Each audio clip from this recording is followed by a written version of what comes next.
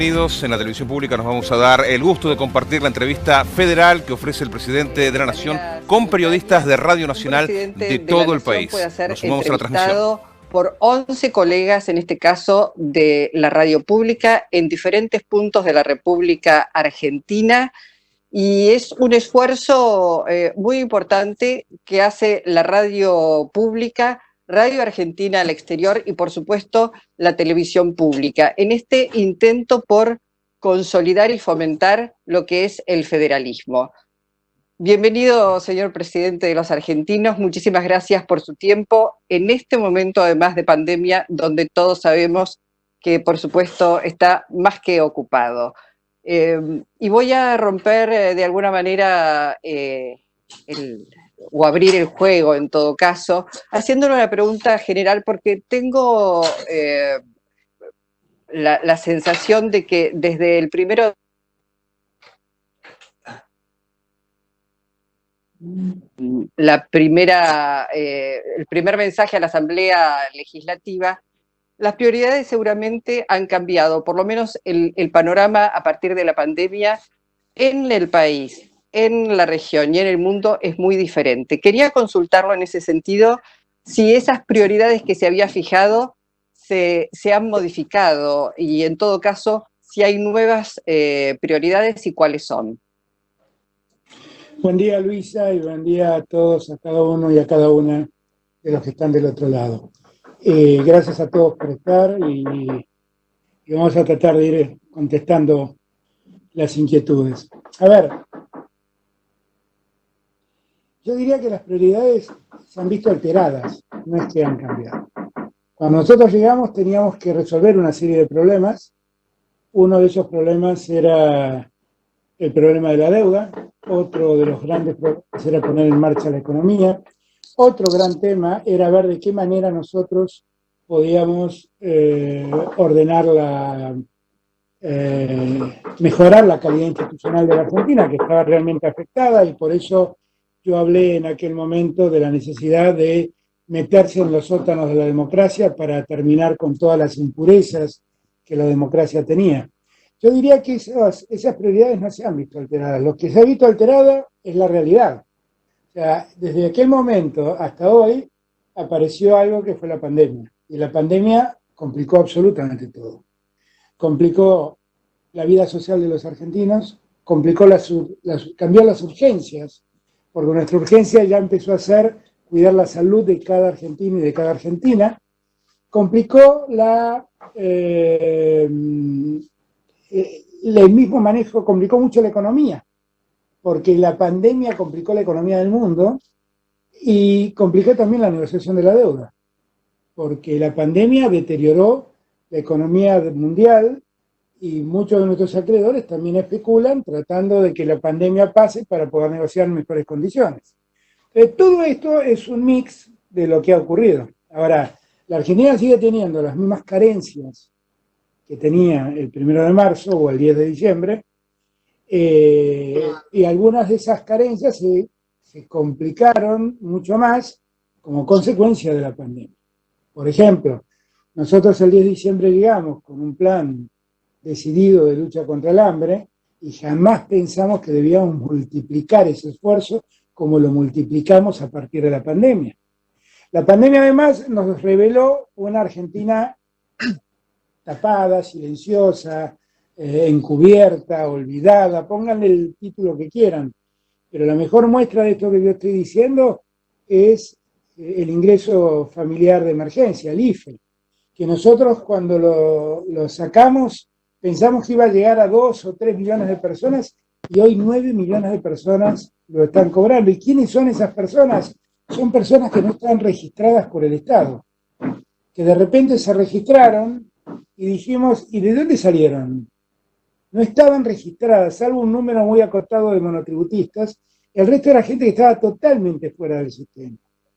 Y cuando uno habla, si uno tiene en cuenta que hay 9 millones de personas a los que asiste con el IFE, y hay 2,5 millones de personas a las que asiste pagándoles, que son, eso sí, empleados en blanco, a las que asiste el Estado pagando la mitad del sueldo, uno llega a la conclusión que prácticamente el Estado hoy está socorriendo a a la población económicamente activa de la Argentina, casi en su integridad.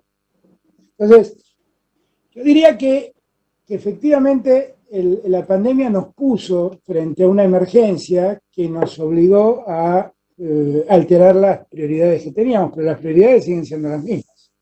Yo espero que en los próximos días pueda mandar la reforma para que funcione de mejor modo la justicia federal en Argentina, en todos sus fueros, y espero seguir. Ya he mandado ayer el pliego de Cristina Camaño para que Cristina sea la directora de la Agencia Federal de Inteligencia, y yo quiero seguir trabajando profundamente para que la inteligencia argentina se dedique a lo que tiene que dedicarse, que es a preservar los intereses del país frente a otros riesgos que no son los argentinos, piensen como piensen, y también trabajar para tener una mejor justicia, que definitivamente la reclaman todos los argentinos, en todas las instancias.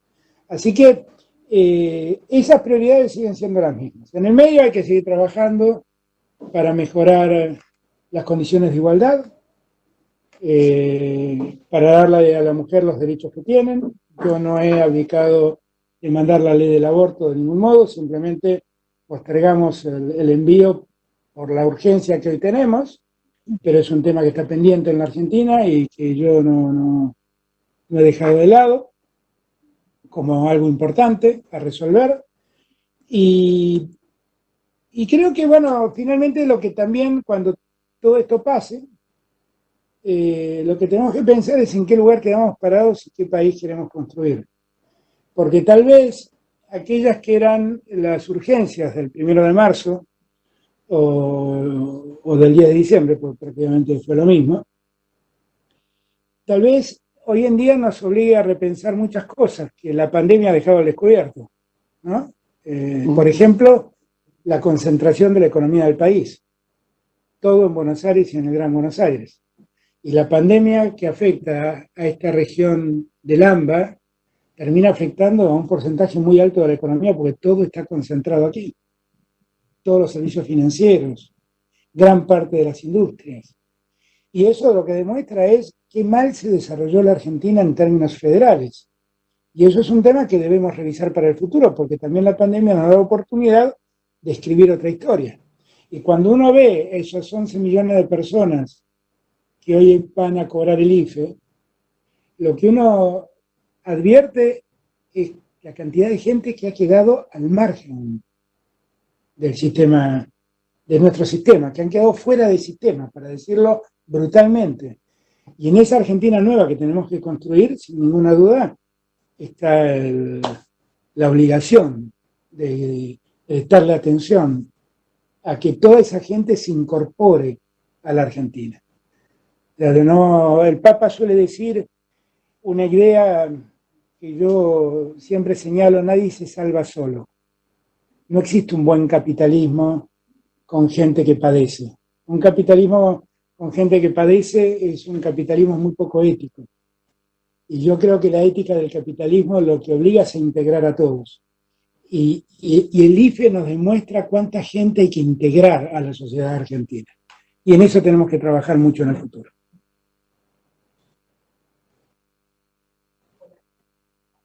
Muy bien, Oscar, desde la provincia de Salta, te estamos escuchando.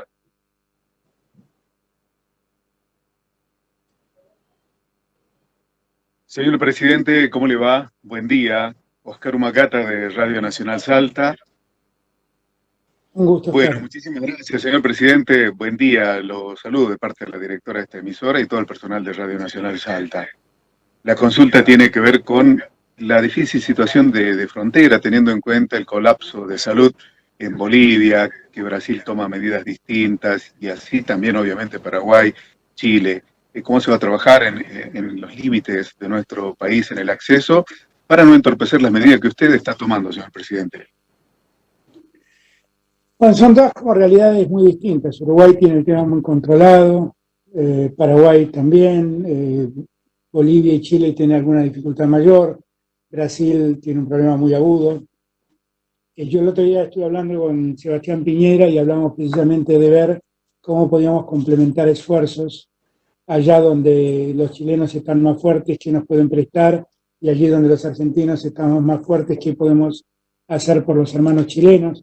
Me parece que fue una gran iniciativa del presidente Piñera ver de qué modo podemos combinar esfuerzos para enfrentar esta situación. Ahora, lo más importante es que los argentinos entendamos que los primeros que debemos hacernos dueños de resolver el problema somos los argentinos. Y allí yo veo muchas dificultades, porque yo siento que ha habido como un discurso permanente, remanido, constante, que lo que está planteando es que la cuarentena no hace falta, que la cuarentena no tuvo sentido, que con la cuarentena vamos a quebrar la economía y que va a morir más gente por la inactividad económica que por la cuarentena o por la enfermedad. Y está visto, y lo vimos ayer con la cantidad de casos que se conocieron en el área metropolitana de Buenos Aires fundamentalmente, que estamos muy lejos de resolver el problema de la pandemia. Y sociedades que se han relajado han tenido que dar marcha atrás, porque volvieron los brotes. Y aquello que yo siempre les decía, miren que la pandemia o el virus, el coronavirus, no viene hacia nosotros, sino que nosotros vamos a buscarlo. Bueno, cuanto más apertura hay, más facilidad hay de que el virus circule y nos contagie. Entonces, digo todo esto porque me parece que la primera solución al problema está en nuestras manos, que es entender lo que entendimos al inicio, que hay una sola forma de preservarse frente a la pandemia. La única forma es a través de quedarse en su casa, porque acá lamentablemente la medicina ha vuelto a la Edad Media, cuando ocurrían las epidemias y los médicos, galenos, curanderos de esa época solo recomendaban aislarse. Y aislarse es la única solución que tenemos. Y la verdad es que tenemos distintas realidades. Hay muchas provincias donde la cosa está más controlada, hay provincias donde creían que el tema estaba controlado y se les descontroló, y el área metropolitana de Buenos Aires y Resistencia, que es donde están los dos focos más intensos. Y ahí tenemos que ser muy, pero muy firmes, muy, pero muy duros, y hacerle entender a todos los argentinos que circular es un riesgo enorme. Y por eso, frente a la pregunta de lo que podemos hacer continentalmente con los países de la región, yo le digo, primero tratemos de ponernos de acuerdo los argentinos sobre la necesidad de preservarnos, sobre la necesidad de resguardarnos quedándonos en casa. Para resolver los problemas de la economía vamos a tener tiempo después.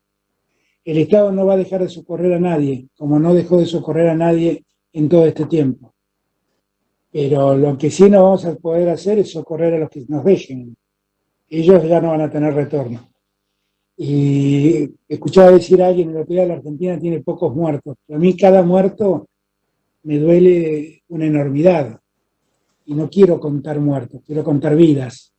Entonces espero que la Argentina, y fundamentalmente los que son más vecinos míos, los porteños y la gente del Gran Buenos Aires, entienda la necesidad de volver a quedarse en casa para volver a ordenar un poco las cosas. El crecimiento del uso de camas hospitalarias en los últimos días ha sido muy importante.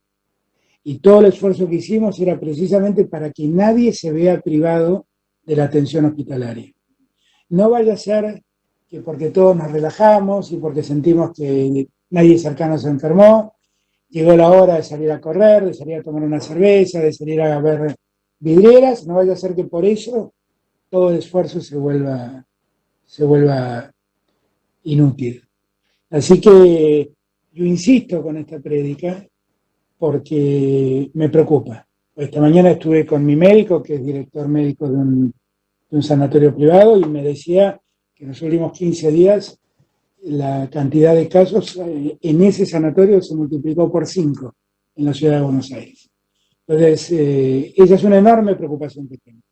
Y que, insisto, antes de ver cómo congeniamos con los vecinos de América Latina, veamos lo que tenemos que hacer nosotros. El presidente de la Nación respondiendo entonces las preguntas de nuestros colegas de Radio Nacional. Vamos a regresar en cualquier momento.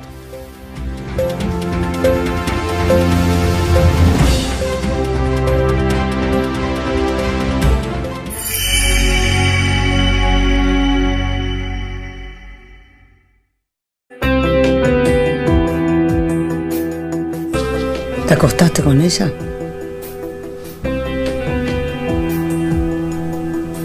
¿Eso me estás tratando de contar? ¿Que te acostaste con una paciente?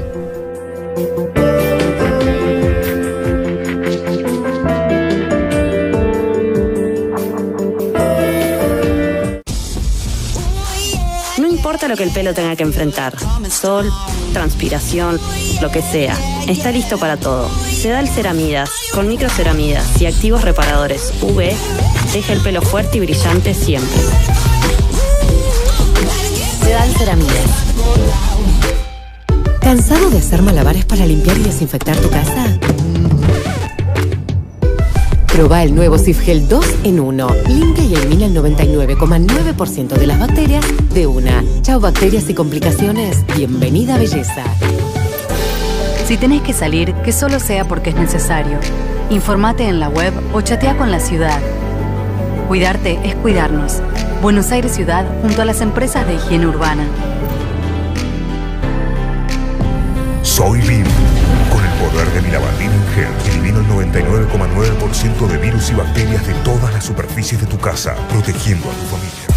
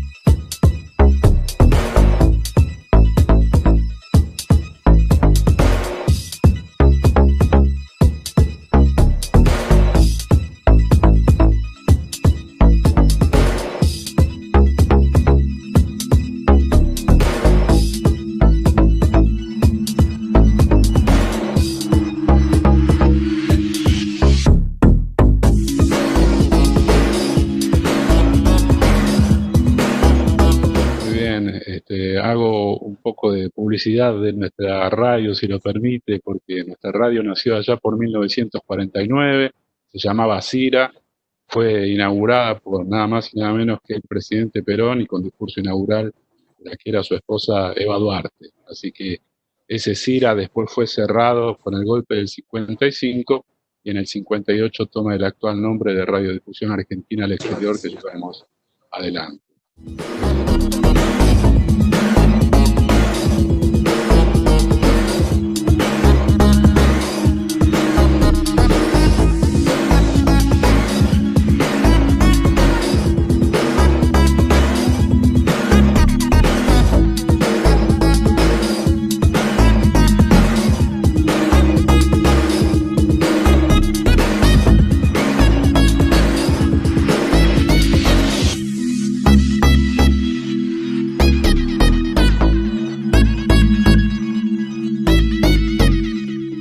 Como diría Cerati, vamos a dar una vuelta por el universo porque el nuestro es el mundo y queremos preguntarle sobre la cuestión internacional. Usted, tanto en el curso del 10 de diciembre como en el de 1 de marzo, abrió un capítulo sobre las relaciones internacionales.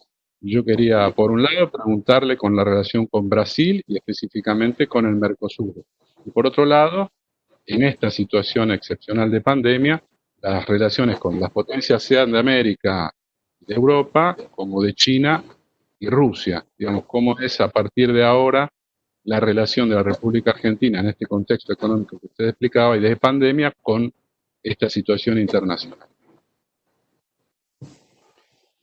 A ver, yo tengo la impresión que una de las cosas que también dejó la pandemia al descubierto es la ausencia de liderazgos mundiales. O sea, nadie se plantó frente a la crisis con un liderazgo claro detrás del cual se encamine el mundo. Nadie. Y lo que al contrario, lo que vimos es la profundización de un conflicto entre Estados Unidos y China, para sorpresa de muchos de nosotros, porque lo que sentíamos es que no era buen momento para ese tipo de conflictos. Desde siempre yo he negado las lógicas del mundo bipolar, ¿no? Y si no creía en la bipolaridad, menos creo en las hegemonías. Y por lo tanto siempre he sido un defensor del multilateralismo. Y yo creo que es lo que la Argentina debe hacer. Vincularse con el mundo teniendo como eje central los intereses argentinos.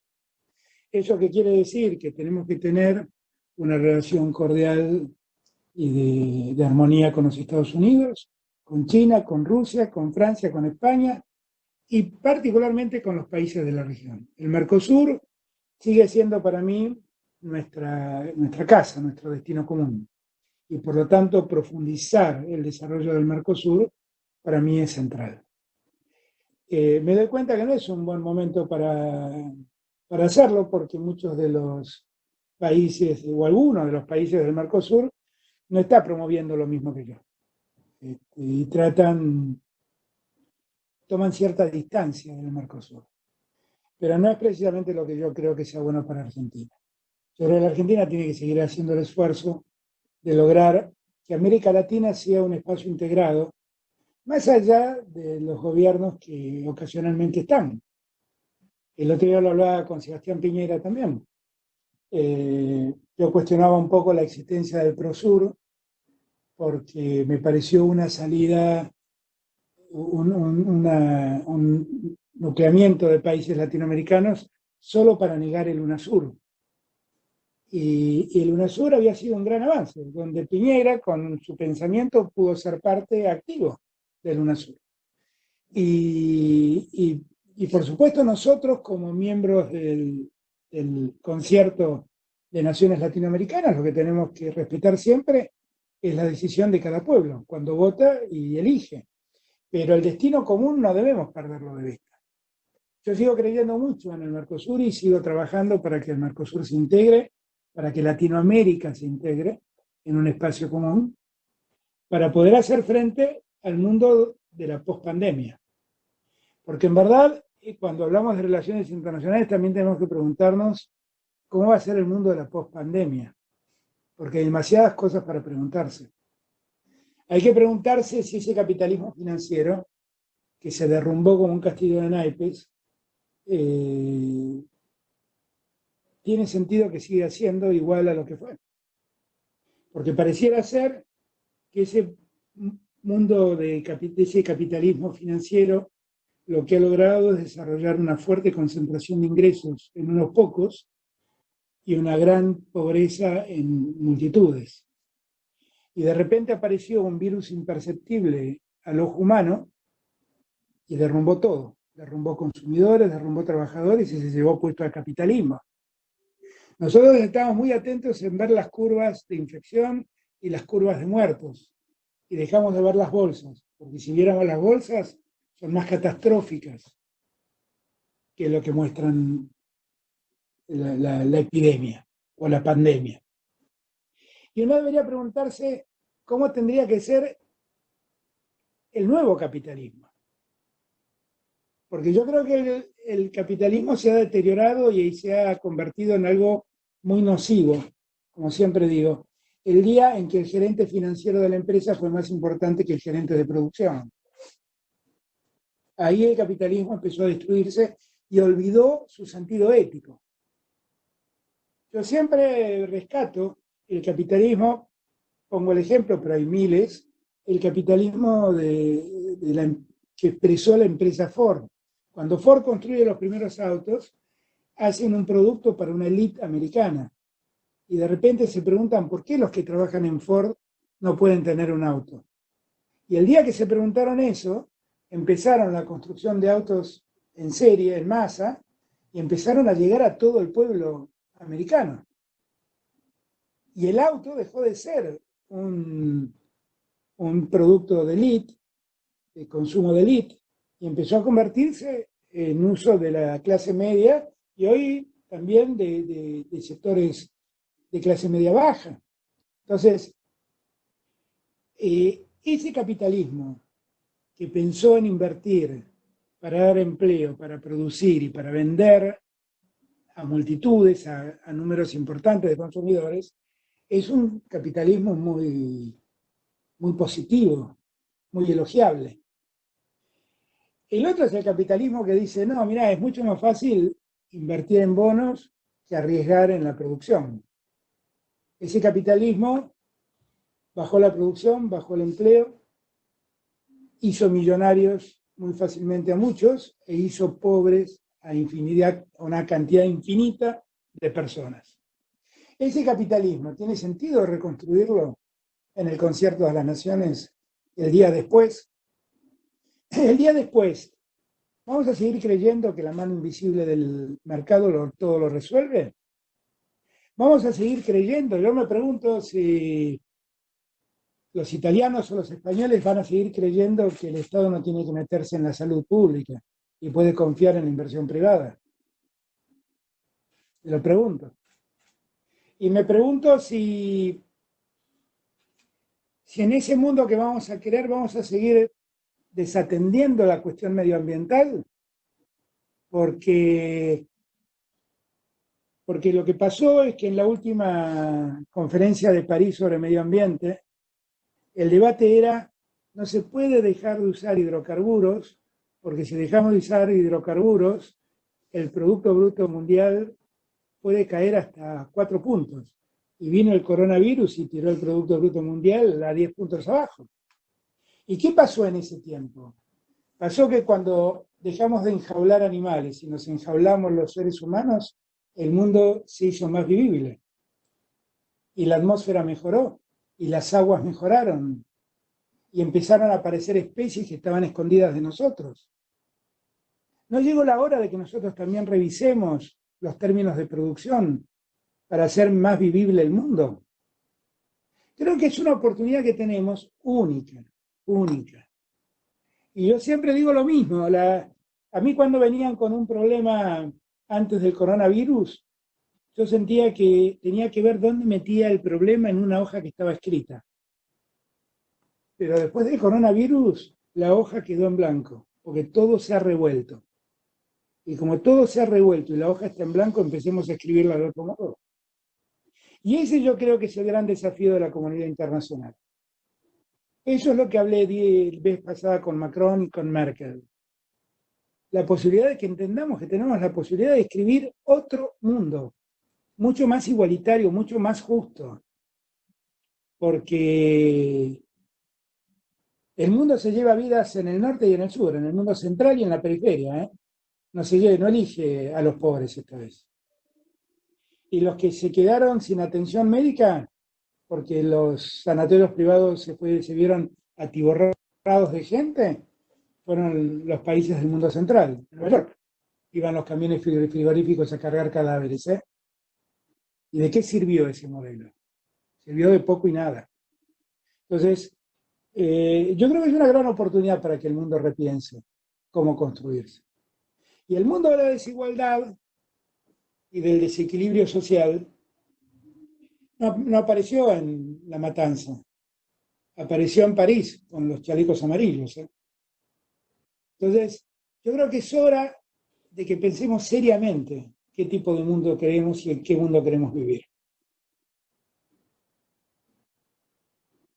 Presidente, buenos días. Nicolás Fassi de LRA7, Radio Nacional Córdoba, celebrando esta oportunidad que nos brinda de escuchar a los que estamos de la General Paz para este lado. Y usted en la pregunta de la colega al principio hablaba de urgencias que se modificaron a raíz de estas furias inoportunas, podríamos llamar, a la pandemia, pero hay un tema muy caro a los sentimientos del argentino, que es el tema de Malvinas. Y usted lo nombró al tema en la apertura de las sesiones legislativas, y Malvinas es uno de los pocos puntos de coincidencia en cuanto a hitos históricos que tenemos los argentinos. Es una herida que no está cerrando bien, no ha cerrado bien y hay mucha deuda. En ese sentido quisiera consultarle, ¿cuál va a ser la relación con el Reino Unido de Gran Bretaña? Y también hablaba recién de ser más sustentable, cómo defender también la Pampa Azul, el mar argentino, dentro de la cual se encuentran las Malvinas. Nosotros acabamos de mandar un proyecto de ley que fija los nuevos límites de Argentina, aprobados por Naciones Unidas. Y allí la proyección del mar argentino avanza. Obviamente tenemos el conflicto con el Reino Unido por la usurpación de nuestras islas. Y esa sigue siendo una demanda constante de la Argentina, sobre lo que no vamos a ceder. Lamentablemente en los 4 años que me precedieron, hubo cierto retroceso, para ser generoso en la definición, del gobierno anterior, que no le puso el énfasis que el tema merece sobre la reivindicación de la soberanía argentina sobre esas tierras. Y eso facilitó el avance del Reino Unido en esas tierras y consecuentemente en el mar adyacente a las tierras. Pero nosotros lo que estamos trabajando es para convertir el problema Malvinas en una cuestión de Estado y en trabajar claramente para seguir demandando el reconocimiento de la soberanía argentina sobre esas tierras. La verdad es que en este punto no le pido permiso al Reino Unido, porque a juicio de la Argentina, el Reino Unido está usurpando tierras argentinas. Y en eso nosotros no vamos a ceder, ni claudicar, ni tener buenos modales. Vamos a seguir exigiendo lo que a la Argentina le corresponde. Lo haremos pacíficamente, lo haremos en los organismos internacionales, pero no dejaremos de hacerlo nunca. Estamos creando a instancias de Daniel Filmus, que es el secretario de la Cancillería que tiene a cargo el tema Malvinas, un consejo permanente para seguir y reclamando los derechos argentinos en Malvinas, y allí estarán representados todos, el Estado Nacional, la oposición y hasta los mismos excombatientes.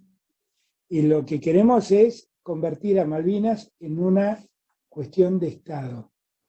Y hasta que no recuperemos ese territorio, no dejar de reclamar.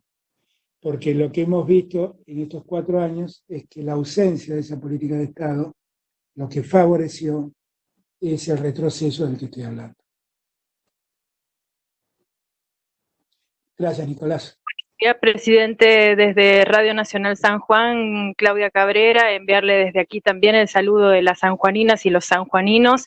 Y usted, en parte de las declaraciones, se refirió a esta necesidad de agilizar la justicia federal y también introducir este rol ágil que lo pide la sociedad. También habló acerca del envío que hizo al Senado solicitando ya la oficialización de la dirección de Cristina Camaño al frente de la AFI. Y estos dos temas se unen en un tema que ha entrado en agenda que tiene que ver con el espionaje ilegal que ha comenzado a investigar a través de causas en la Justicia Federal de Lomas de Zamora, y también lo está trabajando la Comisión Bicameral de Control de Seguimiento de Inteligencia. Quien se ha expresado durante estos días ha sido el propio presidente de esta comisión, Leopoldo Moró, y ha posicionado al expresidente de la Nación, Mauricio Macri, como el vértice de esta red extorsiva. Así lo ha manifestado en sus declaraciones. ¿Usted qué grado de responsabilidad cree que tiene el expresidente de la Nación? No, yo no puedo hablar de eso porque no conozco exactamente las investigaciones. Leo, escucho, pero un mínimo de prudencia debo tener y debo dejar que ahí actúe la justicia y la comisión investigadora del Congreso. Lo que sí digo es que a mí me da mucha vergüenza vivir en un país donde ocurran esas cosas. Eso sí lo digo. A mí me da mucha vergüenza. Yo no sé, será que me crié en una familia liderada por un juez y para nosotros el respeto a la ley y el derecho era muy importante. Pero yo no me cabe en la cabeza que el Estado nos esté espiando. No cabe en mi cabeza que el Estado espíe lo que hace un opositor, un periodista, un empresario. Es algo que lo único que hace es irritarme cuando me entero que eso ocurre. Me irrita profundamente, porque eso es absolutamente antagónico con la idea de un Estado de Derecho. Absolutamente antagónico. Tantas veces nos acusan a nosotros de prácticas que en verdad no hacemos, que tienen que ver con regímenes totalitarios. Y esto de entrometerse usar los servicios del Estado, los servicios de inteligencia del Estado, para conocer la intimidad de los ciudadanos, eso lo leí en Orwell y cuando escribió 1984, y hablaba de ese Estado totalitario que se metía en la vida de los ciudadanos, y lo vi en las expresiones más totalitarias de regímenes comunistas. Pero no cabe en mi cabeza que el Estado haga semejante cosa. No cabe. Eso está totalmente en contradicción con la calidad republicana que muchos de ellos dijeron querer preservar. Yo dejo que la justicia actúe, que la justicia resuelve, no voy a abrir juicios sobre quiénes son los responsables. Yo lo único que le puedo decir a los argentinos es que yo siento vergüenza de que en la Argentina eso haya pasado. Eso pasó en la dictadura. Los dictadores, Videla, Viola, Galtieri, Viñones, ellos sí hacían esas cosas. Y la verdad es que me da mucha vergüenza que las peores prácticas de una dictadura se ejerzan en democracia. A mí me asquea, definitivamente me da asco. Yo lo único que le prometo a los argentinos es que hoy no hay ningún argentino espiado desde el Estado. Y que si yo alguna vez encontrara a alguien en la oficina de inteligencia del Estado haciendo una cosa semejante, pero el primero en someterlo al debate público sería yo. Porque no lo permitiría, definitivamente no lo permitiría. Yo no puedo hablar sobre lo que pasó, sobre el alcance de esa actividad de espionaje, ni sobre quiénes son los responsables. Espero que la justicia actúe. Pero lo que sí le puedo decir a los argentinos es que en este gobierno eso no ocurre y jamás voy a dejar que ocurra. Presidente, ¿cómo está? Muy buenos días. Rodrigo Sepúlveda de Radio Nacional Mendoza lo saluda. Un gusto. Hola Rodrigo, ¿cómo estamos? Muy bien. Presidente, hace unos días estuvo en la provincia de La Pampa y allí dijo que no podíamos financiar una obra que está cuestionada por 4 provincias en referencia a la obra de Portezuelo del Viento. Sus declaraciones en Mendoza generaron un gran impacto político, mediático, económico y diría hasta social, porque hubo marchas y para hoy estaba previsto un abrazo simbólico en Malargüe que iba a encabezar el gobernador, pero que fue suspendido por el aumento de casos de coronavirus en la provincia de Mendoza. La consulta es, ¿qué va a hacer el gobierno nacional con la obra Portezuelo del Viento, teniendo en cuenta que, como usted dijo, abarca no solo a la provincia, sino a 5 provincias en total?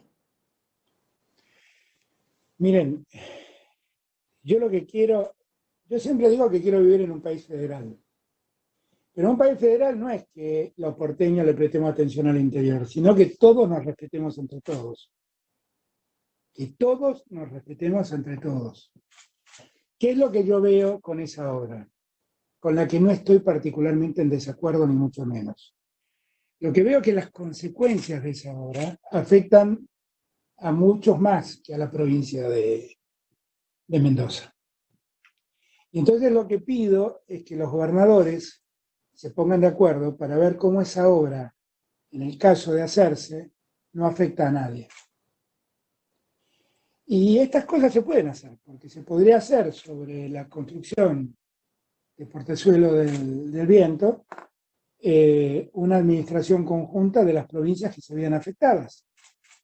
Y que nadie sienta que Mendoza hace la obra y se queda con el agua que le corresponde al río Colorado, que baña a Neuquén, a Río Negro, a La Pampa y a Buenos Aires también. Entonces, lo que yo pido es que se pongan de acuerdo, porque el impacto ambiental se ha hecho solo en Mendoza y nadie ha tenido en cuenta cómo fue el impacto ambiental en el resto de las provincias.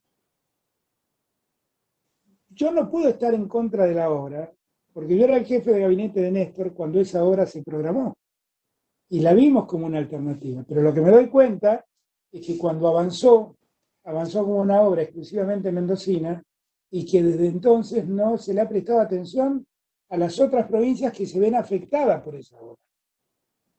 Ahora, en este proceso de integración federal, ¿cuál es el conflicto de que esa obra se haga y en la administración final de las aguas participen los mendocinos, los neuquinos, los pampeanos, los rionegrinos y los bonaerenses? ¿Cuál es el conflicto? No debería ser un conflicto. Tendría que ser una obra que se haga, que sirva a los mendocinos y que sirva a todos. Eso es lo único que he planteado. Nosotros tenemos un compromiso con la provincia de Mendoza que nosotros queremos honrarlo como país, como país central, como Estado federal, como gobierno federal. Pero queremos honrarlo garantizándonos que esto no lastime a nadie. Y lo que estamos recibiendo son muchas quejas de otras provincias. Es esto, creo, todo lo que quise decir y llamar la atención. Yo quiero a Mendoza, quiero que esa obra se pueda hacer y ojalá se haga con el acuerdo de todas las provincias. Y no es una cosa tan difícil de hacer, porque hay otros casos que fueron parecidos. Piedra del Águila es un caso parecido donde pueda admitir una administración conjunta de esa obra. Así que yo espero que podamos hacerlo. Yo no planteo un punto de conflicto. El conflicto existe. Lo que estoy tratando de plantear es una solución. La solución no es que la obra no se haga. ¿Por qué no se ponen a hablar todas las provincias a ver si no puede haber una administración conjunta de las provincias? Eso es lo que quise plantear. Vuelvo a repetir, yo no planteé el conflicto. El conflicto existe. Lo que pasa es que algunos frente al conflicto se hacen los distraídos. Y yo siempre digo lo mismo. El problema no es mi problema hasta que lo conozco. Cuando lo conozco, empieza a ser mi problema. No es el problema tuyo.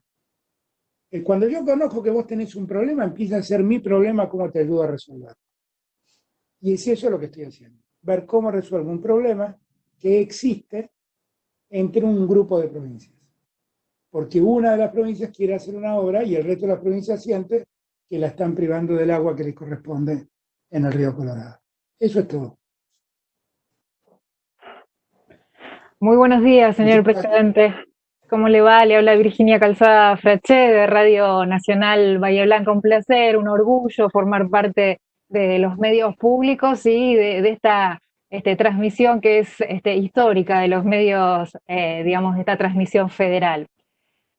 En su apertura de sesiones en el Congreso de la Nación, allí en la Asamblea Legislativa, usted marcó varios tópicos importantes a destacar, a desarrollar en la gestión de su gobierno. Y allí hubo uno que también marcó un hecho, iba a marcar un hecho histórico, que tuvo que ver con hablar sobre la cuestión de la despenalización del aborto, y dijo que iba a mandar una ley para que el Congreso debatiera la misma. Sabemos que en este marco de pandemia todo ha quedado modificado, todo ha quedado tocado por esto. Usted, cuando iniciamos esta charla, hacía mención a eso y a que no había abdicado de eso, sino que había como un gran paréntesis. Mi pregunta es, bueno, ¿cómo está ese borrador de ese proyecto y cuál es el esquema que tienen planeado post pandemia en este sentido? No, el proyecto está absolutamente terminado. No lo hemos mandado porque creo que tenemos que, yo sé que cuando yo mande ese proyecto va a generarse un debate en la sociedad y está muy bien que así sea. Y la verdad lo que yo preferí es postergar ese debate hasta que resolvamos el debate de hoy, que es la pandemia, y donde gracias a Dios la mayoría de los argentinos estamos entendiendo que no tenemos que tener diferencias, que tenemos que estar juntos, que tenemos que estar unidos y que tenemos que afrontar el problema en unidad. Yo lo que no quise es, en ese momento donde todos tenemos que estar juntos, poner en la mesa un tema que sé que va a generar posiciones diferentes. Y está muy bien que así sea y todas las posiciones son respetables.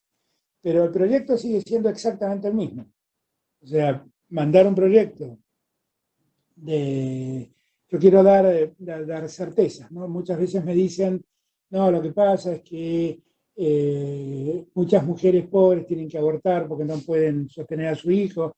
Entonces, nosotros pensamos que también si alguna mujer se ve en ese dilema, en esa disyuntiva, que el Estado le garantice la posibilidad de darle la salud y la alimentación a la madre y al hijo durante los 1000 días que van desde el momento del embarazo hasta que el hijo cumple 3 años, que es el plan de los 1000 días. Y el plan de los 1000 días también está previsto como ley, está listo para ser mandado. Y la idea es mandar ambas cosas, para que se debatan ambas cosas juntas. Y tratar de entender que cuando hablamos del aborto estamos hablando de un problema de salud pública. Y que no podemos yo no me siento bien sabiendo que en la Argentina hay mujeres que mueren en un aborto, pero hay muchas mujeres que no mueren pero quedan infértiles o con lesiones por abortos practicados en la clandestinidad. Y yo no tengo ganas de seguir haciéndome el distraído. Yo siempre digo lo mismo que dije antes, ¿no? El problema empieza a ser mi problema cuando yo lo conozco, y esto es algo que hace décadas vengo planteando, no es que lo planteo ahora que soy presidente, ¿no? Enseñando en la universidad, cada vez que tuve que tocar el tema del aborto, planteé lo que yo creo, ¿no? La necesidad de despenalizarlo, de legalizarlo y de terminar con esta práctica jurídica tan nociva que obliga a la mujer a terminar abortando en condiciones de clandestinidad con un serio daño para su salud o peligro para su salud. Así que nosotros, en cuanto estemos las aguas estén un poco más quietas y estemos con el temple necesario para poder entrar en un debate de esa naturaleza, voy a mandar el proyecto. No creo que pase mucho tiempo más, espero que no pase mucho tiempo más. Virginia de Michelis lo saluda, ahora otra Virginia de Michelis desde ET14 Nacional Paraná. Un gusto, presidente. Muchas gracias por esta oportunidad, tanto a usted como a las autoridades de Radio Nacional. Para nosotros es muy importante quiero mandar un saludo cordial a usted y a todos los argentinos que nos sintonizan a través de la televisión pública y de las distintas emisoras en nombre de todos los entrerrianos. Quiero contarle que mi pregunta apunta hacia los jóvenes. Yo cuando tenía 17 o 18 años soñaba con ser periodista y acá estoy entrevistándolo a usted. Seguramente usted soñaba con estudiar leyes y recibió su título de abogado, pudo ser profesor universitario también, no sé si soñó con ser presidente. Con lo único que no soñé era ser epidemiólogo. Claro, y terminó siendo. Bueno, yo quería decirle que seguramente hay muchos jóvenes con sueños que nos están escuchando ahora, nos están viendo, y en su defecto quizás están sus padres o sus abuelos que tienen sueños por ellos, y hay una deuda social que no se ha podido saldar por parte de gobiernos que han ido pasando aquí en la República Argentina, y hay jóvenes que tal vez soñaron con llegar a la universidad y no pudieron cumplir con ese sueño. Quizás hay otros que están trabajando, tienen la suerte de tener un trabajo, pero están precarizados. Y mi pregunta es, ¿cuál es su desafío? ¿Cuáles son las políticas que se plantea para los jóvenes de la Argentina? La niñez y la juventud son dos problemas muy serios en Argentina. Fíjense, es maravilloso tener una juventud pujante que existe en Argentina, pero es muy penoso saber que 1 de cada 2 chicos está en situación de pobreza en la Argentina. Es muy penoso, porque un chico que está en pobreza en su infancia, lo único que sabemos es que va a tener muchas dificultades porque no haber recibido la nutrición adecuada en su niñez, va a tener muchas dificultades de comprensión en el futuro, en un mundo donde la inteligencia es lo que hace rico a las sociedades. Las sociedades hoy no son ricas porque tienen petróleo, porque tienen gas, porque tienen oro. Los que son ricos son los que tienen la tecnología para sacar el oro, para sacar el petróleo, para sacar el gas. Y entonces uno dice, bueno, pero entonces ¿dónde está la riqueza? La riqueza está en el desarrollo de la inteligencia. Pero desarrollar la inteligencia de un chico desnutrido es una tarea muy compleja.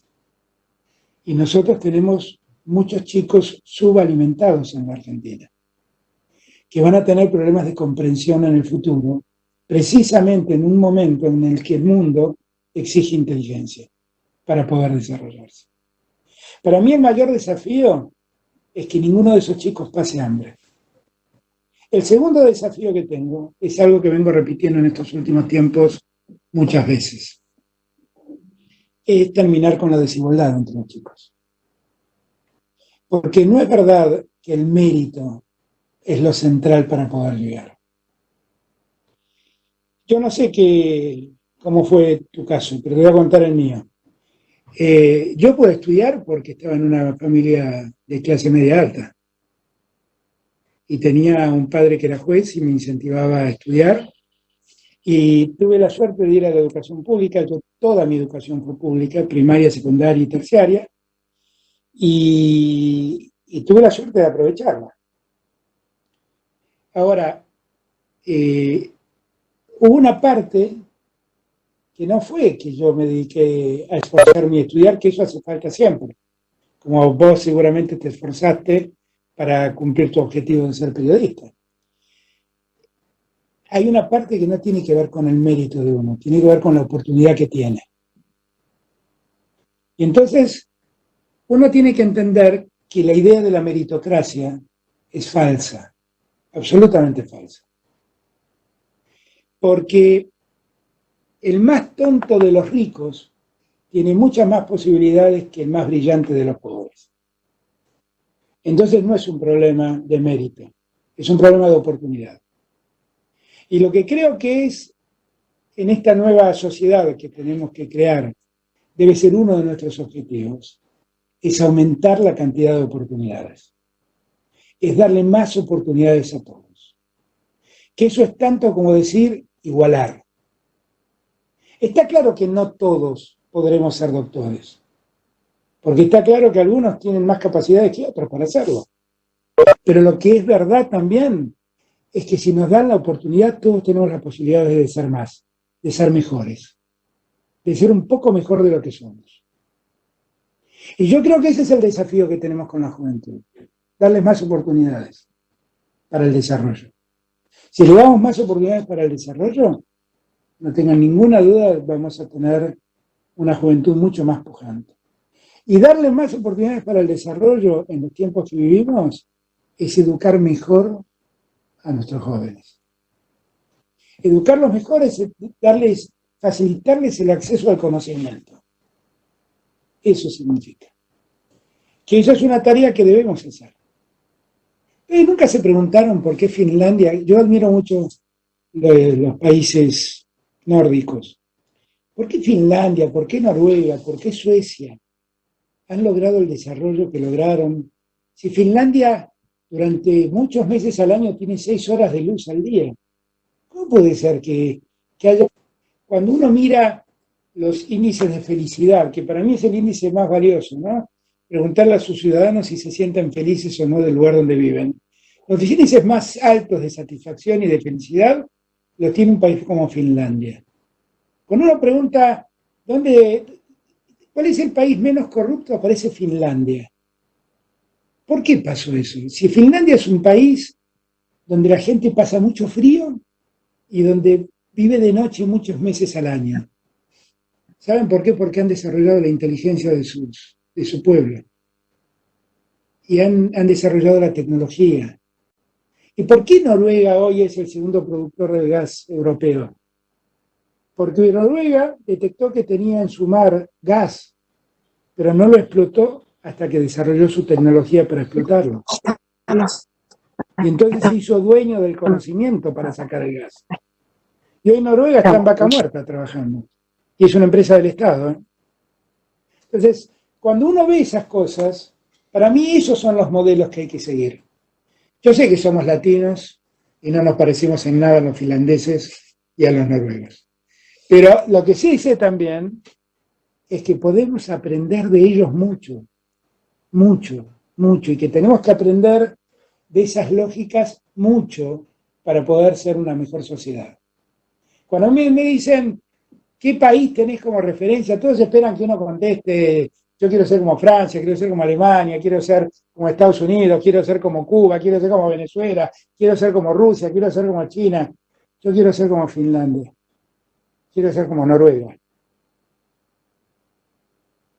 Son países donde además el Estado está muy presente, y donde la responsabilidad ciudadana para con el Estado es muy alta. Ese es el desafío que yo tengo que proponerle a los jóvenes, que quieran construir un país como esos. Porque es posible que lo hagamos, ¿eh? No es imposible. Está en nosotros. Muy bien, señor presidente, nos vamos acercando al final de esta entrevista. El turno es de Sonia Tesa, de LRA5, Radio Nacional Rosario, que estamos advirtiendo que está con un problemita de conectividad. Sonia, ¿nos estás escuchando?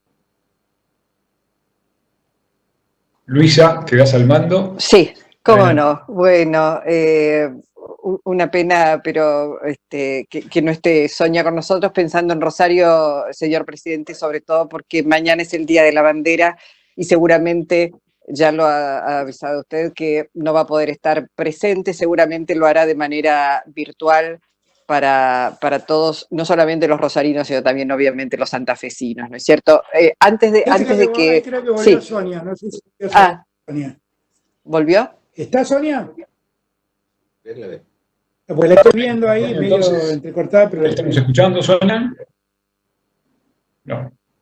No, hay una dificultad, parecería. Perdón, sí. Luisa, perdón, Luisa. Presidente, también... Se entrecorta, lamentablemente se entrecorta.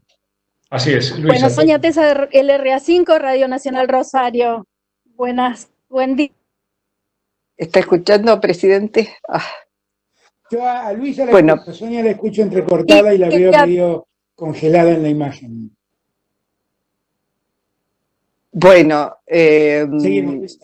seguimos. Bueno, primero, obviamente, pedirle un saludo para Santa Fe también y para los rosarinos particularmente, porque decíamos mañana es el Día de la Bandera, no va a estar presente, presidente, así que bueno, tomo de alguna manera la posta de Santa Fe y Rosario y le pedimos ese saludo que seguramente va a ser mañana mucho más extensivo.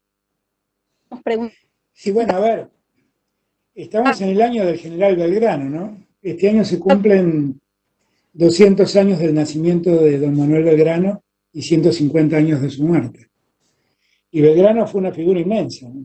Inmensa que tiene la Argentina. Un hombre de una preparación cultural excepcional y de un coraje pocas veces visto, ¿no?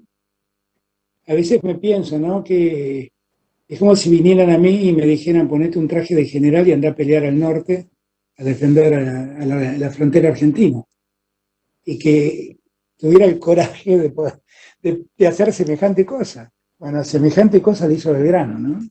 Era un abogado. Un hombre que era un abogado y que se animó a ir a pelear contra las tropas realistas. Le costó mucho el Gran el Norte, después recibió el auxilio del San Martín, después recibió el auxilio de alguien que fue tan importante para la independencia argentina y que días atrás conmemoramos su muerte, que fue don Martín Miguel de Güemes.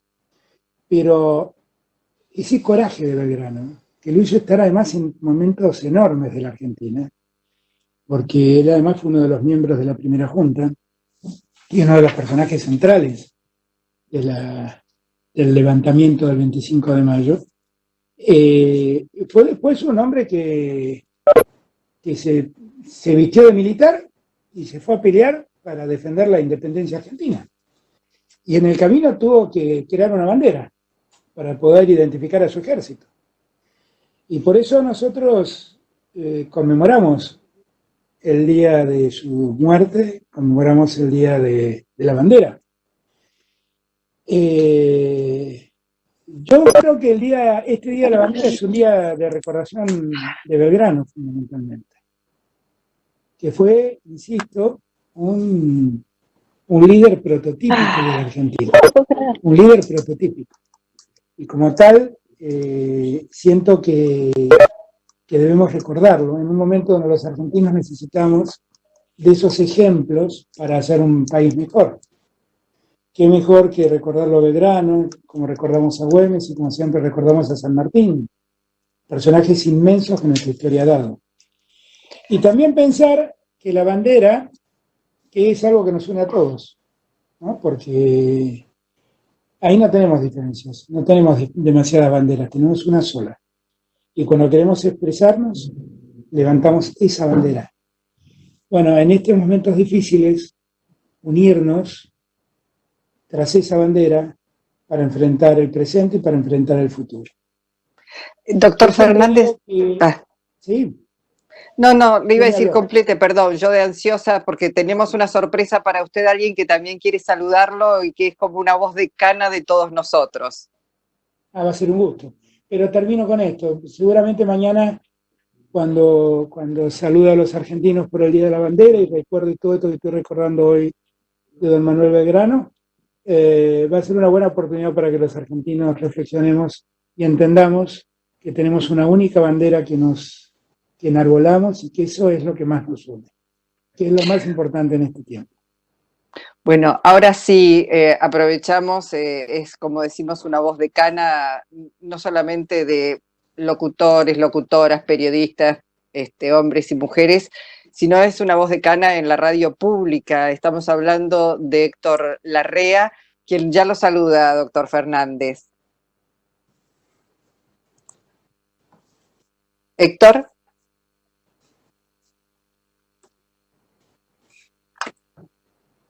Bueno, parece que tenemos sobre la parte final algún problema de conectividad con Héctor Larrea, que estuvo siguiendo toda esta charla. ¿Estás, Héctor?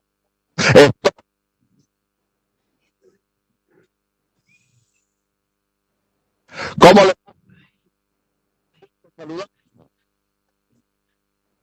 ¿Lo escucha, presidente?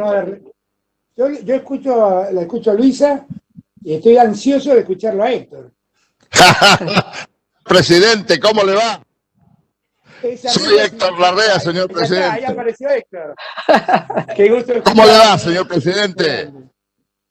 Quiero contar una cosa, Héctor. Soy un colado, presidente. Yo no soy periodista, usted lo sabe.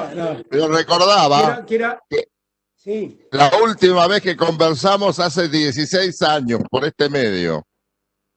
Sí, es muy posible. Y usted tenía la misma voz.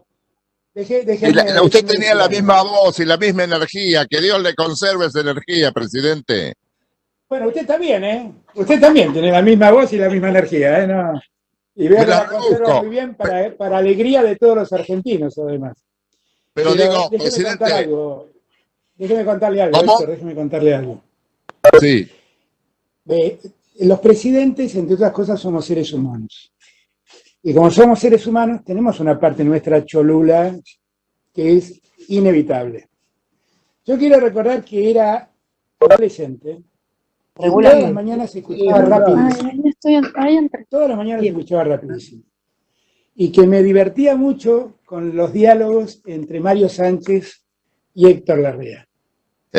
Y que Héctor Larrea para mí es la voz de la radio. O sea, cuando yo pienso en la radio, la voz que me viene es la de Héctor Larrea. Con lo cual, ustedes no tienen idea la alegría que tengo en este momento. Estoy hablando con la voz de mi adolescencia. Así que, Héctor, gracias. Definitivamente gracias. Me está diciendo vivir un momento único. Amigo, ¿cuándo se relaja? No, bueno, este es un momento de relax. Esta charla con usted, Héctor, es un momento de relax. Yo como melómano. Es muy lindo escucharlo. Créame que de verdad lo respeto y lo valoro tanto. Son esos en la vida de un ciudadano común, yo lo soy, hay personajes que son como modelos de la vida. Yo no conozco mucho de su vida personal, pero conozco de su trayectoria profesional y siempre transmitiendo alegría y siempre su corrección. Son modelos y cuando uno habla con esos modelos uno se siente muy chiquito. Para mí es una enorme alegría escucharlo, Héctor. De verdad se lo agradezco. De verdad se lo agradezco. No, yo le quería preguntar solamente una cosa, si para relajarse toca la guitarra o no. Sí, no, sí, es el momento de mayor relax. Mire, ya que estaba recordando mis días de adolescente, te cuento una anécdota. Cuando yo era chico, todos los adolescentes discutimos con nuestros padres, ¿no? Y yo también discutía con el mío.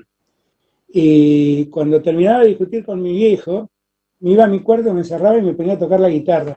Y mi vieja enloquecía porque decía, este tipo encima que discute, va y se va a tocar la guitarra. Y él interpretaba que yo me ponía a tocar la guitarra como una falta de respeto hacia él. Y en verdad lo único que hacía era desahogarme con la música. Era desahogarme. Con lo cual para mí la guitarra es una gran compañía. Yo tengo en la guitarra y en Dylan, que es mi perro, que cuando me pongo a tocar la guitarra, debo reconocer que es el único oyente que consigo. Se pone a mis pies mientras yo toco la guitarra y canto, pero es un momento para mí de mucha intimidad y de mucha alegría. Y con eso me relajo bastante. Qué maravilla la música, presidente, ¿eh? Maravillosa. Es que la música, yo siempre digo lo mismo, el arte en general, ¿no? Pero la música particularmente. Sé que usted ahora está haciendo un programa sobre Gardel, pero sí. la música particularmente es el mejor alimento que tiene el alma de un ser humano. Yo siempre digo lo mismo. Yo creo que sí. ¿Sabe que me han regalado una bandeja para escuchar vinilos? Con lo cual estoy recuperando todos mis discos viejos. Estoy disfrutando una enormidad y mientras trabajo están sonando Bob Dylan, los Beatles, Lito. El otro día Pedro Aznar me regaló el disco de La grasa de las capitales de Serú Girán en vinilo. Estoy disfrutando tanto, la música es tan importante en la vida de uno. Veo. Tan importante. ¿Vio? Qué regalo de la vida es la música. Sí, además yo no sé si a usted le pasa, pero nos debe pasar a todos. Yo siento que la vida finalmente es como una película, ¿no? Y va pasando y hay como diferentes escenas que cada uno de nosotros recuerda en la vida propia, en la vida de cada uno. Pero yo siento que muchas veces recuerdo escenas de mi vida musicalizadas por alguien, porque tenía que ver con en ese momento escuchaba mucho tal cosa, ¿no? Y bueno, y me pasa eso. Me pasa, yo por ejemplo, si ustedes me preguntan, para mí, en mi niñez, cuando tenía 12 años, por ahí, esa época yo la escucho, la siento musicalizada por un tema de Lito Nevia que se llama Sueña y corre, que era de Los Gatos. Sí, y claro, ¿por qué? Y te dice, ¿pero por qué? Porque fue el primer disco simple que me compré. De un lado tenía Sueña y corre y del otro lado tenía Hombre de ningún lugar. Bueno, lo escuché el disco. ¿Te iba a la fiesta de estudiantes? ¿Iba a la fiesta de estudiantes? Sí, claro, sí, claro. No, y era un loco de la música. Era un loco ¿Y bailaba?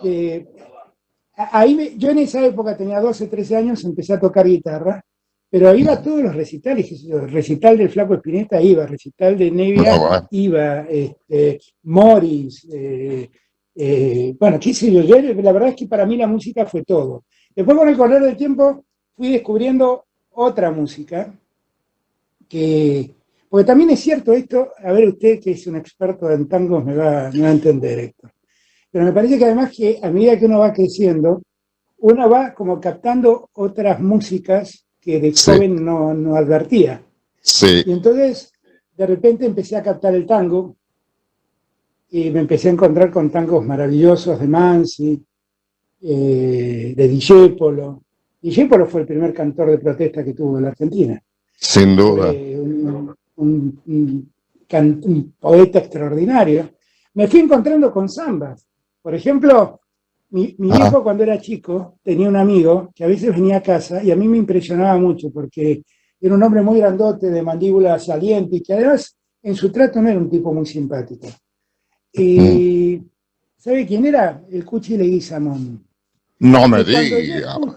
Claro, porque el Cuchi era salteño y mi viejo era riojano. Y entonces ¿Y era amigo del Cuchi su papá?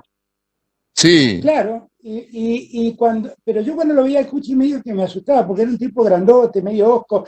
En casa nunca tocó, porque en casa el único que tocaba la guitarra era yo, y nunca lo escuché tocar música. Pero venía y hablaba mucho con mi viejo de política, de temas de abogacía, porque eran los dos abogados. Y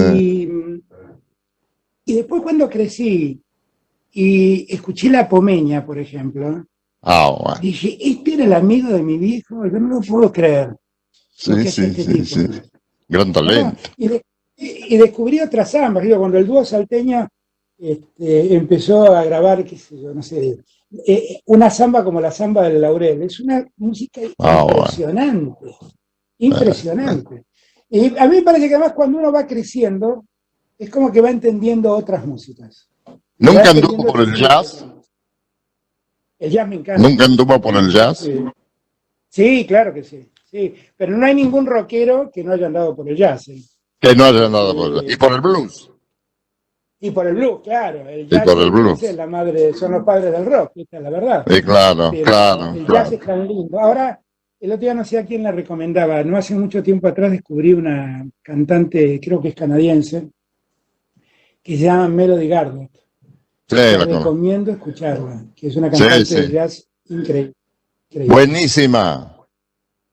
No deja nada para criticar cuando usted la escucha. ¿Cómo? Que no deja nada para criticar a esa mujer cuando usted la escucha. No, es muy impresionante. Muy buena. Una versión, tiene una versión de Over the Rainbow. Está tocada por ella y un cello, solamente un cello y ella. Búsquelo en YouTube. Es impresionante. Es la mejor versión que escuché de ese tema, que tuvo mil. Además vio qué linda las voces del cello. El cello tan parecido al ser humano. Impresionante. Jefe, no lo entretengo más. Espero que no pasen 16 años antes de hablar de nuevo. Sigamos hablando de música, que es mucho más lindo que todo lo que me proponen hablar sus colegas. Sigamos hablando de música. Digo, le recomiendo a Miles Davis. Un genio, no, bueno, pero... Le recomiendo a Miles Davis. Yo estoy ya casi completando toda la discografía de Miles Davis. Es una cosa impresionante también. A usted le va a gustar Miles Davis. No, pero soy un loco, tengo un montón de discos de él. No, claro, pero eso ya es un clásico, Cuando yo hablo de Melody Gardot, te estoy hablando de una novedad. Pero no, sí, no, yo sé. Es un clásico, no, por favor. No, eso ¿Tiene sí, Aquino Blue? ¿Tiene el disco Aquino Blue? Lo tiene, sí. El que grabó con el quinteto. Sí, claro. Con Bill Evans. Sí, Con Bill Evans tocando ese es un músico maravilloso. Es uno de los músicos preferidos de Nevia, además. Usted sabe que soy muy neviero, ¿no? No sé si se lo han contado, pero soy un... es un genio su amigo, ¿eh? No, es un genio, claro, yo siempre digo lo mismo. Lito es un capo. Y lo que ha hecho con ese sello de discos, ha hecho cosas que nadie había hecho y que lo ha dejado para la cultura nacional. Absolutamente, absolutamente. No, Lito es un personaje aparte. Es mi amigo, quiero aclarar, pero haciendo abstracción de lo que lo quiero como amigo, Lito es un modelo de conducta. Hay un tema de Nevia que se llama Yo no permito. Y la letra dice, yo no permito que me impidan seguir. Yo los invito a que me vean seguir. Y si lo digo es porque estoy convencido que para lograr algo hay que insistir. Y yo leo ese verso y siempre digo a Lito, esto sos vos. Porque además Lito hizo, no solamente es el padre del rock en España, lo que vean con ella, en España me encontré con un libro de rock, historia del rock, y allí daban cuenta de que Lito Nevia y Los Gatos fueron el primer grupo del mundo que hizo rock en español. Y él, con lo cual es un hijo del rock, no cabe duda, pero fue el primero que se animó a fusionar al rock con otras músicas. Y entonces un día cantó el bohemio y lo puso a Domingo Cura tocando el bombo. Y un día se juntó con Astarita y González, que eran dos músicos de jazz, hizo el trío más maravilloso que tuvo Lito. Y un día se puso a fusionar con el bossa nova, el rock, y hay muchos temas que hizo con los músicos del centro que tienen toda esa onda bossa novesca. Lito es un músico maravilloso, un creador increíble, una cabeza privilegiada y un modelo de conducta. Yo siempre digo lo mismo, porque... Además, muy buen arreglador. Ese sello discográfico nació para no transar con las multinacionales de la discografía. Sí, señor. Esa es la realidad. Él editó cosas que nadie editó y que eran necesarias. Claro, y sobre el final de su vida, Cadícamo grabó en Melopea, Goyeneche grabó en Melopea. Sí. Espósito grabó en Melopea. Sí, el hermano de Homero. La verdad es que, Virgilio. Exactamente. Virgilio, exactamente. Que tiene una versión maravillosa de un tango que se llama Vete de mí. Sí, que es un bolero, que se grabó como bolero en todo el mundo. Que él lo hace tango. Él lo hace tango. Es un bolero que él lo hace tango. Es maravilloso esa versión. Pero vio qué testimonio extraordinario Virgilio cantando, ¿eh? No hay nada de eso. Es verdad, porque además esa versión que él tiene de Vete de mí, es él tiene una voz ronca y tiene un modo de cantar al estilo Goyeneche, medio habla y medio canta, ¿no? Sí. Y además toca bien el piano. Un genio, sí. ¿Te acuerdas? Son esos personajes que uno lo quisiera, de repente, uno se pregunta si Dios te da una oportunidad de ver a 10 personas, ¿a quiénes verías? Bueno, obviamente están los padres de uno, que es otra parte, ¿no? Pero fuera de ello, a 10 artistas y esos tipos uno quisiera volver a verlos. A Goyeneche, a Virgilio Espósito, a Homero. ¿Qué sé yo? A Mercedes, volver a ver a Mercedes. Bueno. Volver a ver a Piazzolla.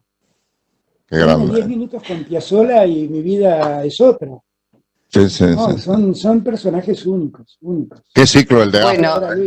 Bueno, qué impresionante el ciclo de Astor, Sí, Maestro, absolutamente. espero que no pasen 16 años para que hablemos de nuevo. No, la próxima invítame a escuchar a Gardel y comentamos algunos temas de Gardel juntos. Una sola cosa le quiero preguntar, sí. una más. Déjame, sí, Luisa, una más. Usted que toca la viola, ¿qué guitarristas argentinos reconoce? Oh, es difícil porque mis guitarristas son generalmente guitarristas de rock. Pero a mí me impresionaba mucho cómo tocaba la viola Cacho Tirao. Y Luis Salinas, que toca la viola, que es de un modo increíble. Ellos son dos guitarristas impresionantes.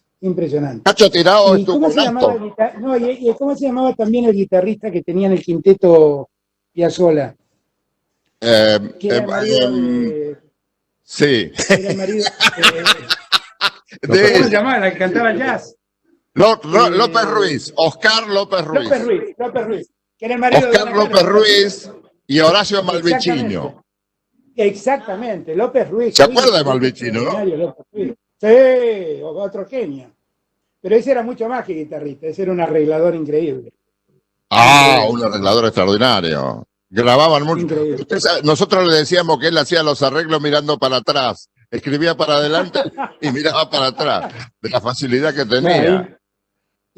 Presidente, él decía una cosa, Malvicino era sesionista, ¿no? Grababan, en ese tiempo, hablo de los años 60, se grababa mucho, ahora no se graba casi nada, porque tampoco hay estudios de sellos y eso. Los artistas se producen a sí mismos y está bien. En ese momento ganaba muy bien un sesionista.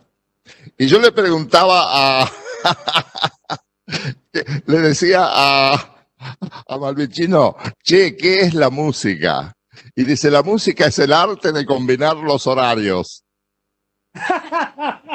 Porque grababan de la noche a la mañana. Señor presidente, no lo molesto más. No fue una molestia, la verdad fue un recreo maravilloso para mi espíritu. Una alegría. Un día hablamos de Gardel. Bueno. Presidente, ahora Presidente, disculpe, Sonia Tesa de Rosario, de Radio Nacional Rosario. Soy rosarina como Lito Nevia y soy insistidora. Como Lito Nevia, rosarina, insistidora y mujer.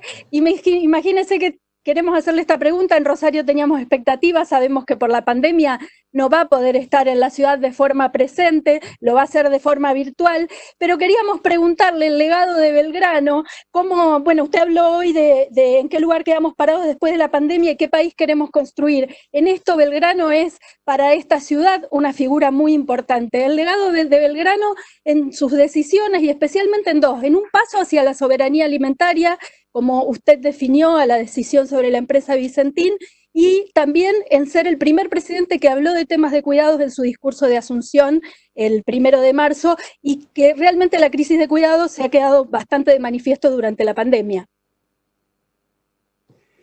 ¿A qué llamamos crisis de cuidado?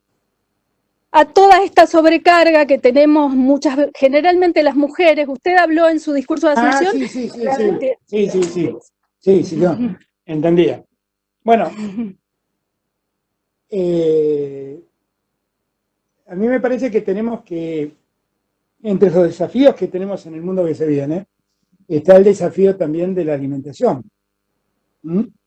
El mundo le presta mucha atención a los alimentos, porque hay una crisis muy grande de hambre en el mundo, y por lo tanto ser capaces de garantizar la alimentación a los propios no es una cosa menor. Y a la Argentina le pasa algo raro, ¿no? Dice producir alimentos para 400 millones de habitantes, pero hay 15 millones de argentinos que no comen bien.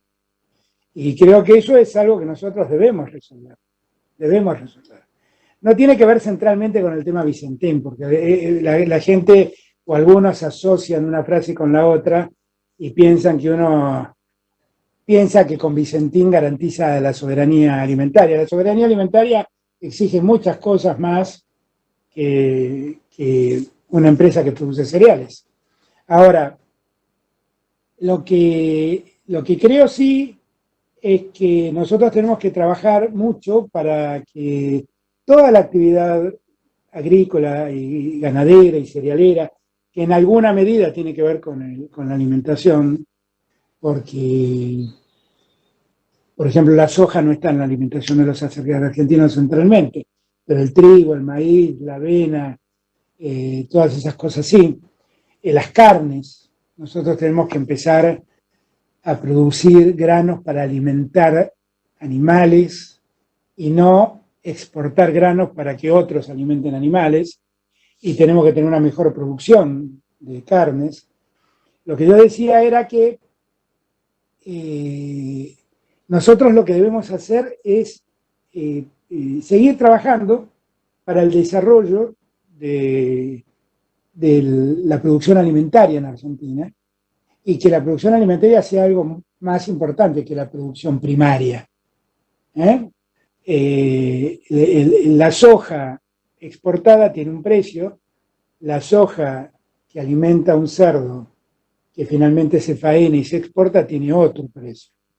Entonces, cuando uno habla de soberanía alimentaria, habla de garantizar alimentos para todos los argentinos y garantizar que ese mercado de producción de alimentos funcione correctamente. Hablando de los cuidados, creo que a esto se refería, nosotros ahora estamos sacando un plan, que es un plan que se llama Potenciar Trabajo, que une todos los planes sociales que existen y se lo rearma. Y la diferencia que tiene con algo que hizo el gobierno anterior es que estos planes tienen que tener contraprestación. Y una de las contraprestaciones que se proponen es el pago del cuidado. Las mujeres tienen enormes trabajos de cuidado que nunca han sido pagos. Esta es la realidad. Y que deben ser pagos. Los cuidados de la familia, los cuidados de los adultos, los cuidados de los niños. Son todas tareas que culturalmente se ha creído siempre que son tareas propias de la mujer, y no sé por qué no fueron de los hombres, porque también pudieron ser de los hombres. Y eso siempre estuvo impago. Y nosotros creemos que las tareas de cuidado deben ser remuneradas como cualquier otra tarea que se hace. Y hacia ese camino vamos. En este plan que se llama Potenciar Trabajo, el trabajo de cuidado tiene un rol central. Por lo tanto, las mujeres o los hombres que se dediquen a cuidar a otras personas en la niñez o en la madurez de otra persona, nosotros creemos que ese trabajo debe ser pago. Y por eso así lo estamos promoviendo. Bueno, gracias, presidente, ahora sí aprovecho y en nombre de todos los colegas que participamos aquí en esta entrevista, que como decimos es histórica, es única, simultáneamente los 11 y las 11 pudimos preguntarle, no somos nosotros, en última instancia usted le está respondiendo a las preguntas que seguramente tenían para formularle muchos argentinos y argentinas a lo largo de todo el país y de toda la República, y es importante que esto se pueda lograr por los medios públicos, por la radio pública y la televisión pública. En ese sentido, como trabajadores de la comunicación vamos a destacar el gran esfuerzo de, en este caso, Rosario Lufrano, por supuesto Alejandro Polnesica, quienes están al frente de los medios públicos que lo hacen posible, de todo el equipo técnico que ha participado. Hemos estado trabajando desde ayer para poder lograr que saliera de la mejor manera posible. Ojalá esto se pueda repetir. Nos quedan muchos temas pendientes seguramente por hablar, como los medios y la libertad de información, la libertad de prensa, temas que todavía están, me parece, en debate en la República Argentina, y ojalá pueda hacerse tiempo. Le agradecemos porque este tiempo está destinado no a nosotros, insisto, como comunicadores, sino a todos los argentinos que han seguido, tengo la sensación por los mensajes que he ido recibiendo, muchísimos, con muchísima atención. Es muy importante además de escuchar a un presidente que tiene además conocimientos de historia, de economía, que la cultura no le es ajena y que es parte constitutiva de lo que entiende usted como gestión pública. Así que es muy importante. Y lo último de mi parte, el domingo es el Día del Padre, así que pedirle a ustedes, padres, seguramente lo pasará con su hijo, con Estanislao, quiero suponer, supongo, pero bueno, que le den un mensaje a los padres que lo están escuchando, presidente. Nada, que los padres tenemos la responsabilidad de que nuestros hijos sean mejores que nosotros. Así que tratemos de hacer todo lo necesario para que ellos puedan crecer en una mejor sociedad, en un mejor clima, en un mejor ambiente, en un ambiente de más libertad y de más igualdad. Y me parece que eso es muy importante que lo hagamos, porque yo siempre digo, nuestra sociedad fue una mejor sociedad cuando dio derechos y dio libertades y amplió derechos a gente que no lo tenía. Cuanto más derechos demos y más libertades demos, mejor será nuestra sociedad. Y esa es una tarea que tenemos como padres. Tenemos una labor como sociedad, pero tenemos una labor como padres para educar a nuestros hijos en una senda que rechace cualquier forma de discriminación, cualquier forma de racismo, cualquier forma de... A mí no me gusta usar la palabra intolerancia, cualquier forma de falta de respeto, de no respetar al otro. Esa es la tarea que tenemos como padres, darles libertad a nuestros hijos y que crezcan y que se eduquen, porque allí está el futuro de ellos. Gracias, presidente. No, gracias a todos y todas. Una alegría escucharlos, una alegría haber podido hablar con todos. Gracias a Sonia, que llegó ahí en el estribo, ya había arrancado el tren y corrió y llegó igual. Y de verdad, gracias a todos y a todas por el tiempo que han dispensado para mí. Los abrazo virtualmente a la distancia. Señor presidente, le voy a abrir sobre el final el micrófono a todos para que puedan despedirse. Será algo desprolijo, pero todos quieren saludarlo. Muchísimas gracias por su tiempo y su participación. Luisa, quedas a cargo. Bueno, vamos entonces, comenzamos para hacerlo de manera un poco más ordenada por Oscar Humacata en Salta. Oscar. Bueno, creo que es simplemente despedirse, decir gracias. Un placer, señor presidente, saludarlo de toda la sociedad salteña. Bueno, obviamente esperamos un éxito, podamos salir pronto la situación lamentable que vive. Un abrazo desde Salta de todo el personal de Radio Nacional Salta. Gracias. Gracias, Oscar. Vamos a Río Turbio, Santa Cruz.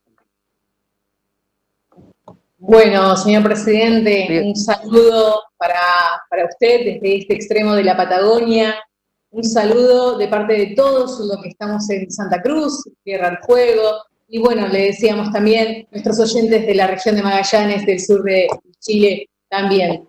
Muchas gracias por esta oportunidad. Muchísimas gracias. Nos quedamos en el sur, Esquel, San Francisco Peralta de Esquel. Gracias, Luisa. Presidente, la verdad es que un gustazo poder conversar con usted. Quedamos a disposición y obviamente deseamos que pueda, así como estamos reconstruyendo los medios públicos, revertir la crítica situación que heredó, digamos, y que podamos avanzar hacia una Argentina. Quedamos a disposición y obviamente deseamos, así como estamos reconstruyendo los medios públicos, revertir la... Gracias, Francisco. Abrazo grande. Abrazo. Marcelo Ayala. Bueno, señor presidente, el agradecimiento, por supuesto, de todo el equipo de la Radiodifusión Argentina al exterior, el abrazo enorme y el acompañamiento y la fuerza para llevar adelante esta difícil situación y todo su mandato. Un fuerte abrazo de parte de todos los compañeros. Nicolás Fassi de Córdoba. Señor presidente, bueno, agradecidos por la oportunidad, ratificar las palabras de colegas respecto de la posibilidad de repetir este encuentro, fortalecer los medios públicos y codazo a la distancia, señor presidente. Muchas gracias. Un abrazo, Nicolás. Claudia Cabrera de San Juan.